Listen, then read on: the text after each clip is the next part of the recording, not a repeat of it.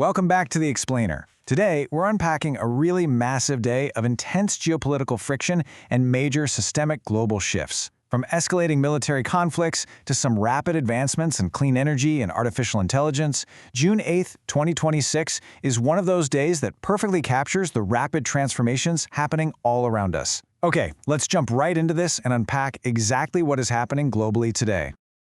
To make sense of all these complex events, here's our roadmap. We're going to cover 1. Middle East on the brink, 2. European security and front lines, 3. Soft power and sports, and finally, 4. Tech, transit, and climate. Starting off with Section 1, Middle East on the brink, escalation and diplomacy. So over the last few days, we've witnessed an incredibly rapid tit-for-tat escalation. It all kicked off on Sunday with a massive wave of Iranian ballistic missile strikes hitting Tel Aviv and central Israel. In response, Israeli Prime Minister Benjamin Netanyahu released a video confirming that retaliatory actions had begun, and the results of that were immediate. Geolocated footage showed a massive petrochemical facility in southwest Iran literally engulfed in flames following a pinpoint Israeli airstrike. But the timeline doesn't stop there. Pointing to an imminent surge in northern operations, the IDF quickly issued urgent mass evacuation directives for districts near the historic city of Tyre in southern Lebanon. And just hours later, heavy airstrikes and Iron Dome interceptions lit up the border as Israel targeted remaining Hezbollah infrastructure. Zooming out to the global fallout, there is a ton of diplomatic pressure bearing down right now on Prime Minister Netanyahu. Striking a remarkably sharp tone, President Donald Trump warned that Israel faces international isolation if it continues escalating this direct conflict with Iran. Trump actually reiterated that he had previously cautioned Israeli leadership about the dangers of, quote, going it alone. The primary concern being reported here? That active peace negotiations with Tehran are getting entirely upended by these rapid cycles of military retaliation. And we're seeing this exact friction spill over domestically, too. There's a real collision happening between White House Middle East policy and domestic press scrutiny. Case in point, President Trump abruptly walked out of a taped interview on NBC's Meet the Press. Reports indicate he cut the session short after some particularly aggressive questioning from host Kristen Welker.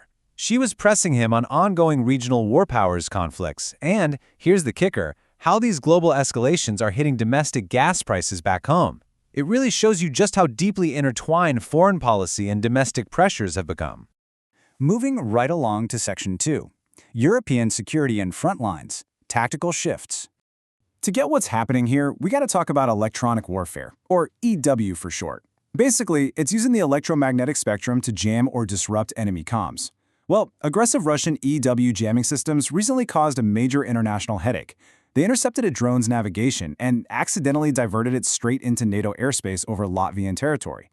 This forced French Air Force fighter jets, who were doing NATO Baltic air policing, to actually shoot the drone down. The Latvian military confirmed this is the very first time an external drone had to be shot down over their country. It's a prime example of just how unpredictable modern electronic warfare can be. Down on the ground, things are just as intense. Ukraine is actively pushing its long-range strike campaign deeper into Russian logistics hubs.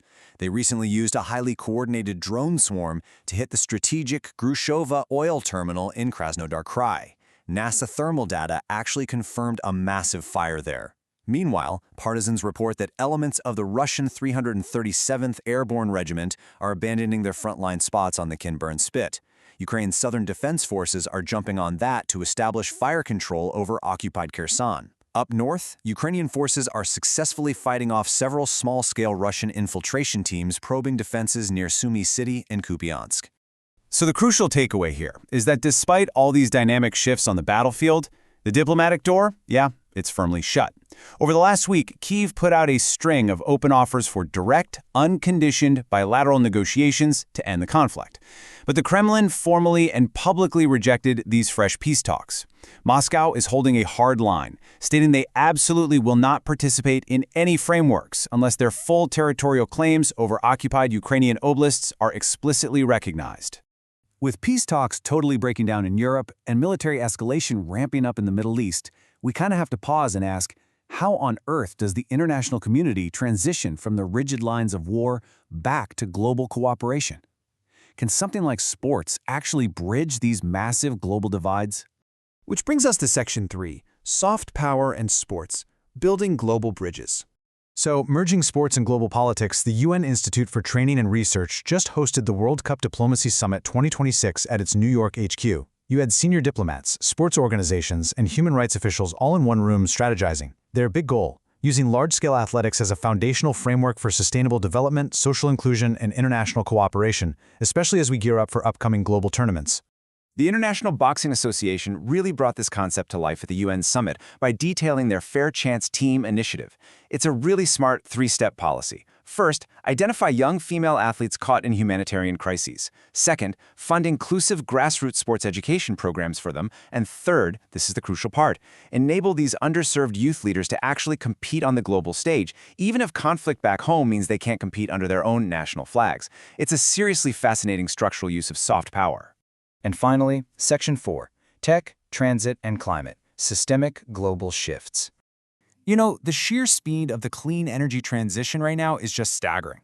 In a massive leap for green public transit, India's leading auto manufacturer, JBM Auto, captured a whopping 49% of the domestic electric bus market just last month. 49%! This massive spike comes after some major city integration contracts and the operation of the largest dedicated green bus assembly plant outside of China. We're talking about a huge infrastructural leap happening right before our eyes. Meanwhile, the global tech world is completely fixated on Apple's Worldwide Developers Conference. Analysts and developers have sky-high expectations for the official unveiling of iOS 20 and macOS 17. The big game-changer everyone's watching for? These new operating systems are anticipated to feature deeply integrated, native, agentic AI alongside system-wide automation frameworks. This promises to fundamentally change how consumer hardware operates, basically letting your devices autonomously act on your behalf. Imagine your phone just booking an appointment or replying to an email without you having to lift a single finger. But as our tech races forward, our environmental reality is getting a lot harsher. 111 degrees Fahrenheit or 44 degrees Celsius, that is the extreme heat absolutely hammering South Asia right now. Meteorological agencies across India and Pakistan have issued comprehensive red-level extreme heat advisories because seasonal temperatures have just violently surged past this threshold. And the human impact of this heat is immense, especially since this extreme weather is colliding directly with major holidays. Public health departments in both India and Pakistan are having to implement rolling power management rules, and they've even set up emergency hydration camps. This is all to protect the millions of people who are traveling and gathering for the Eid al-Adha holidays. It's a very stark reminder of how climate extremes can immediately disrupt core cultural and infrastructural events. Finally, marking World Oceans Day, international marine conservation coalitions dropped a unified manifesto. They are demanding the UN finalize a legally binding treaty to drastically limit industrial microplastic production, warning that our global marine biomes are hitting a permanent ecological tipping point. So, as we wrap up today's explainer, after looking at everything from missile strikes to agentic AI, I want to leave you with this to ponder. As our oceans hit these permanent ecological tipping points, are we ignoring the quiet ecological crisis happening right behind the loud geopolitical conflicts? Thanks for joining me to unpack all this and keep asking the big questions.